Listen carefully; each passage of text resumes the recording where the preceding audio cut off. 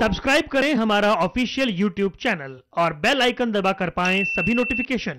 चंडीगढ़ में हरियाणा कांग्रेस अध्यक्ष अशोक तंवर ने प्रेस कॉन्फ्रेंस की और जींद उपचुनाव में पार्टी उम्मीदवार की जीत का दावा किया। एमएच1 न्यूज से खास बातचीत में तंवर ने कहा कि जींद चुनाव में सभी कांग्रेसी नेताओं ने मिलकर काम किया। जींद के विकास के साथ भेदभाव हुआ है। जींद उपचुनाव समेत प्रदेश से जुड़े तमाम मुद्दों पर तंवर ने बात की। एमएच1 न्यूज के ब्यूरो हेड चंद्रशेखर धरनी से। हरियाणा प्रदेश कांग्रेस के अध्यक्ष अशोक तंवर आज चंडीगढ़ में मौजूद हैं। इनसे चर्चा करेंगे क्योंकि आज इन्होंने यहां प्रेस कॉन्फ्रेंस कर ये दावा किया है कि जींद की सीट कांग्रेस जीतने वाली है। इनसे पूछेंगे कि आखिर क्या इनके पास ऐसी चाबी है जो ये दावा कर रहे हैं। तंवर साहब, कि जींद सीट को लेकर आपने जो दावा किया किस आधार पर किया? नहीं, चाबी और कोई वो नहीं होता। हम लोगों ने मेहनत करी, लगातार 4.5 वर्ष जनता के लिए संघर्ष किया और जब परीक्षा की घड़ी आई तो मैं समझता हूं कि जनता आज हमारे साथ है।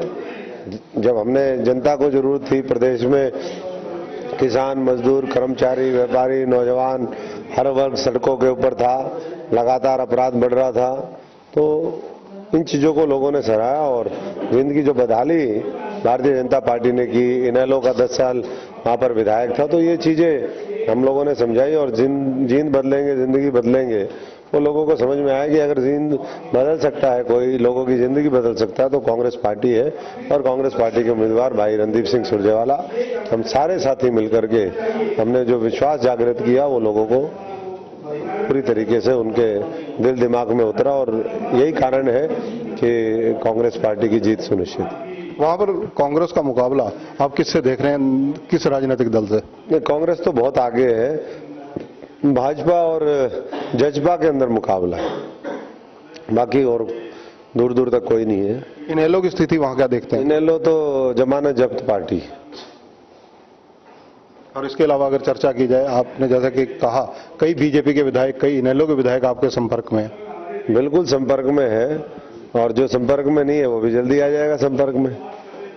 ये तो चढ़ती कला का मामला है और कांग्रेस राहुल जी के नेतृत्व में मजबूत थी, प्रियंका जी के आने के बाद और ताकतवर होगी और इस उपचुनाव के बाद एक तरफा माहौल कांग्रेस का हरियाणा के अंदर आपको दिखाई देगा। तंवर साहब, जो भूपिंदर सिंह हुड्डा से काफी लंबे समय से आपका विवाद देख चले आ रहा था, कोर्ट कचहरी तक पहुंचा, अब सारे जींद के अंदर उपचुनाव में लगभग सभी इकट्ठे नजर आए, तो क्या सब गिले शिकवे दूर हो गए? ना, हमारे तो किसी से गिले शिकवे थे ही नहीं, ये तो आप बोलते हो। हम तो सब पूरी पार्टी एक है और लेकिन हमारी लड़ाई गुंडों के खिलाफ, जो गुंडे हैं उनके खिलाफ लड़ाई जो है वो जारी रहेगी। जब तक न्याय लोगों को नहीं मिल जाता, अपराध और अपराधी खत्म नहीं हो जाते, ये लड़ाई जारी रहेगी। गुलाम नबी आजाद को हरियाणा का प्रभारी बनाया गया, क्या अब उम्मीद की जा सकती है कि हरियाणा के कांग्रेस का जो संगठन है वो जल्दी खड़ा हो जाएगा? बिल्कुल, मैं गुलाम नबी जी का स्वागत करता हूँ। हरियाणा को उनकी जरूरत थी, उनको नई जिम्मेदारी राहुल जी ने दी है और एक इतना लंबे अनुभव वाला जो नेता है उसका निश्चित तौर पर पूरी कांग्रेस को फायदा मिलेगा। प्रियंका गांधी को जनरल सेक्रेटरी बनाया गया, यूपी का चार्ज भी दिया गया, तो किस रूप में देखते हैं? प्रियंका जी के आने से जहां कार्यकर्ताओं में पूरे देश में जोश है, वहीं उत्तर प्रदेश में हम सबसे बड़ी पार्टी बनने की ओर भी अग्रसर है, वो रास्ता खुल गया है और वहीं से मैं समझता हूं कि हरियाणा हो 10 की 10 सीट हम देंगे, उधर से आएंगी, धीरे धीरे सब जगह से मिलेगा और राहुल जी देश के प्रधानमंत्री होंगे।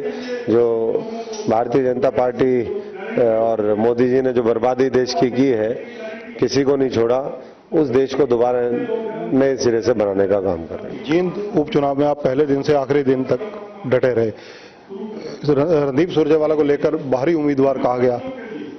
नहीं, भारी तो मैंने बताया कि भारी नहीं है, वो भारी भरकम है।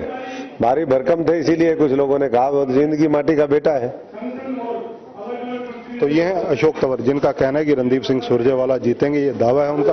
दूसरी तरफ कांग्रेस में कोई फूट नहीं है, ये भी अशोक तंवर कह रहे हैं। कैमरामैन धर्म सिंह के साथ चंद्रशेखर धरनी, एमएच1 न्यूज, चंडीगढ़।